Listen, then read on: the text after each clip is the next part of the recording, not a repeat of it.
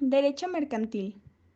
Impartida por la profesora Mildred Itzel Varela García y presentado por la alumna Carla Lisbeth Martínez López del 5CM1, perteneciente al Instituto Politécnico Nacional, CECIT 17, León, Guanajuato.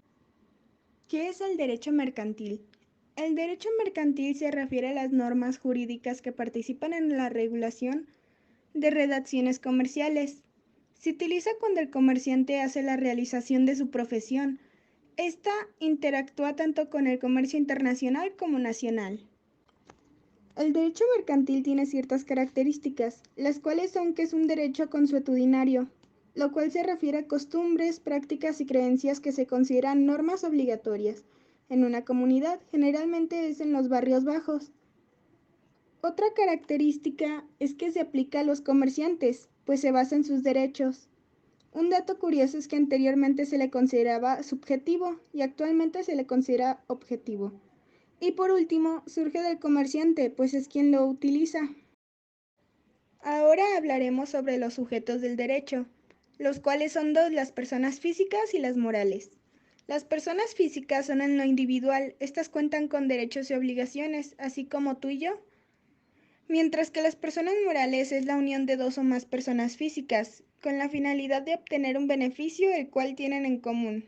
Por lo general son empresas y se les considera intangibles. En el derecho mercantil también existen los sujetos mercantiles. Estos son personas que intervienen en el proceso de comercio, sean comerciantes o no. Se clasifican en tres tipos, los cuales son comerciantes, comerciantes occidentales y participantes mixtos. Los comerciantes son los que practican la venta. Las personas que realizan actos de comercio occidentalmente pueden ser compradores.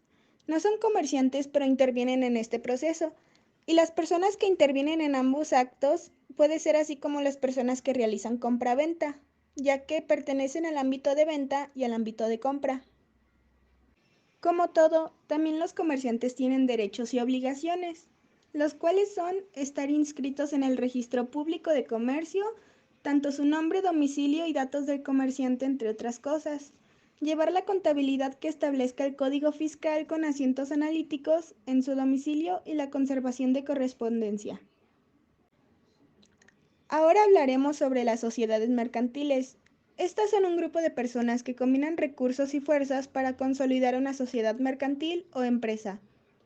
Estos se unen por un fin común y solicitan un acta constitutiva ante el notario público y para esto se solicita lo siguiente: nombres, nacionalidad, domicilio de personas físicas y morales que constituyen la sociedad, objetivo de la sociedad, es decir, a lo que se dedicará, la razón social o denominación, es decir, el nombre de la empresa, la duración que puede tener la empresa, este puede ser indefinido, el importe del capital social, expresión de lo que cada socio aporte, ya sea dinero u otros bienes. También se solicita el domicilio de la sociedad, su manera de administración y facultades de administración, el nombramiento de los administradores, la distribución de utilidades y pérdidas entre los miembros, y también se solicita el importe del fondo de reserva. Otro tipo de sociedades que tenemos son las sociedades en nombre colectivo. Son aquellas que existen bajo una razón social. En esta, todos los socios que la conforman deben responder de forma subsidiaria, ilimitada y solidaria de las obligaciones sociales que puedan existir dentro de la sociedad. En derecho mercantil también se ve lo que es el acto o hecho jurídico. ¿Cómo se diferencian? La diferencia entre hecho y acto jurídico es que el hecho jurídico se refiere a algo que sucedió, pero fue involuntario. Es decir, no se realizó exactamente por la persona, y el acto jurídico sucede con toda la voluntad de la persona y esto motiva el contrato. Contratos y convenios. Un contrato es un acuerdo de voluntades para crear y transferir derechos y obligaciones, mientras que un convenio es un acuerdo de voluntades para crear, transferir, modificar o extinguir derechos y obligaciones. Es decir, el contrato sirve para formarlos y el convenio se usa más para deshacerlos. Existen los contratos bilaterales y unilaterales.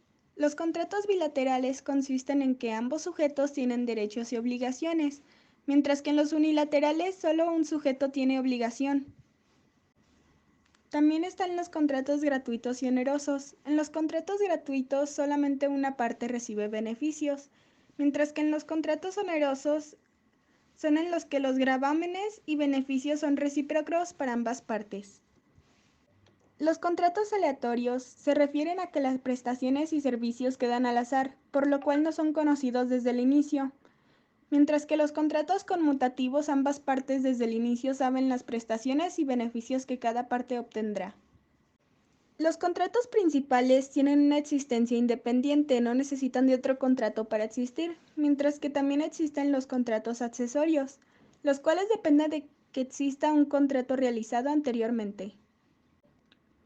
Los contratos instantáneos son aquellos en que los efectos y su extinción suceden en el mismo acto, mientras que los de tracto sucesivo, los efectos van surgiendo en el transcurso del tiempo y tendrán una extinción en un futuro. Los contratos nominados son aquellos regulados en algún ordenamiento jurídico, mientras que los contratos innominados, aquellos que no tienen una definición concreta en algún ordenamiento, pero sin importar esto, existen.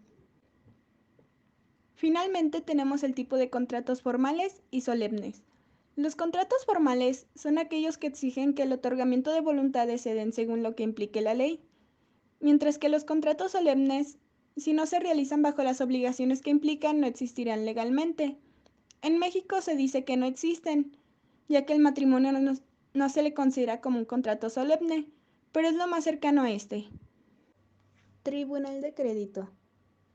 El Tribunal de Crédito es un documento que cuenta con alguna obligación de carácter económico. Sus características principales son la incorporación. Se refiere a que el poseedor del título cuenta con el derecho, ya que esto se concede en dicho documento. Legitimación. Se refiere a la propiedad que tiene ese documento para facultar a quien lo posee. Literalidad. Literalmente, todo lo escrito en el texto constituye el derecho otorgado. Autonomía. Se obtiene en cuanto se redacta y se entrega al beneficiario. Se crea una relación entre creador y adquiriente. Abstracción. Se refiere a que las excepciones casuales no son oponibles a los títulos de crédito. Sustantividad. Cada uno de estos actos es independiente de otro, no solo da origen al negocio original, sino que causa otro traspaso. A continuación hablaremos sobre los tipos de endoso, y estos son: endoso en propiedad. Se transmite la propiedad del título y los derechos a otra persona.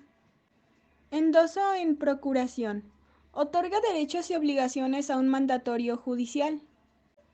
Endoso en garantía. Otorga derechos y obligaciones por cierto tiempo.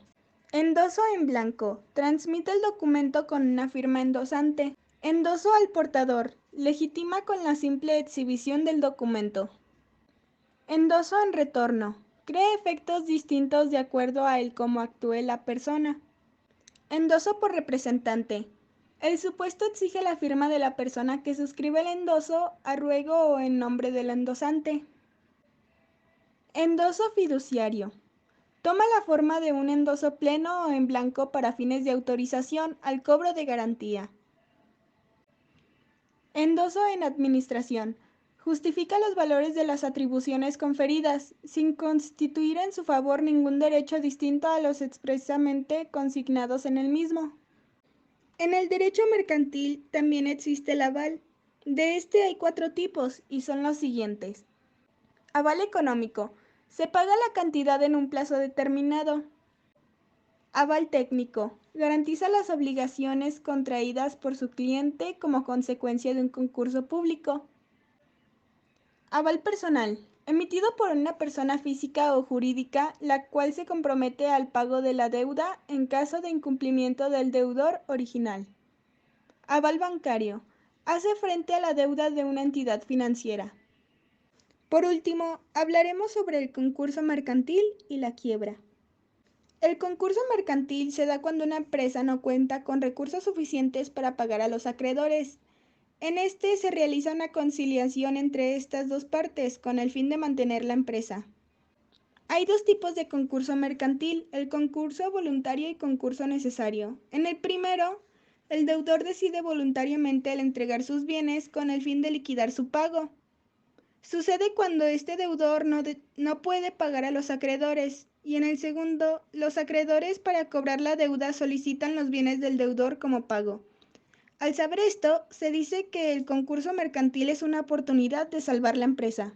Ahora se darán a conocer los supuestos del concurso mercantil, los cuales son tres. 1. El sujeto participante en el concurso mercantil debe haber incumplido con sus obligaciones de manera general. 2. Se puede realizar un concurso mercantil necesario si las obligaciones vencidas tienen 30 días sin pagarse y que representen el 35% o más de todas las obligaciones. 3. Se realiza un concurso mercantil si el deudor no tiene activos para hacer frente de por lo menos 80% de sus obligaciones vendidas. Antes de pasar al término de quiebra, se darán a conocer los órganos del concurso mercantil. Estos órganos del concurso mercantil son 4. El primero es el visitador. Se nombra el siguiente día que el juez defina la demanda. Su deber es informar a toda la gente involucrada al caso asignado. El segundo órgano es el conciliador, es decir, es el mediador y busca que ambas partes tengan beneficios. Vigila la contabilidad y decidirá lo que le toca a cada parte. El tercer órgano son los síndicos. Estos se encargan de administrar y salvaguardar los productos de las mercancías del comerciante. Su finalidad es empezar a liquidar la empresa. Puede ser interpretado por una persona física o una persona moral, y el conciliador puede convertirse en este puesto. Y por último, en el cuarto órgano tenemos a los interventores. Estos representan los intereses de los acreedores y vigilan que los síndicos realicen correctamente su trabajo y que sus jefes no pierdan. Generalmente son representados por abogados, y estos abogados representan legalmente a los acreedores. Por último, tenemos el concepto de quiebra. La quiebra sucede cuando no se cumple con el concurso mercantil y ya no tiene recursos la empresa para seguir operando. Todo el dinero que tiene solo se podría utilizar para pagar deudas a los acreedores, y si ni esto se puede, sucede un embargo y por lo tanto el cierre total. Para finalizar, observamos que todos los temas que se trataron a través del video se relacionan entre sí, ya sea para la creación o para la destrucción de una empresa o sociedad mercantil. Muchas gracias por su atención.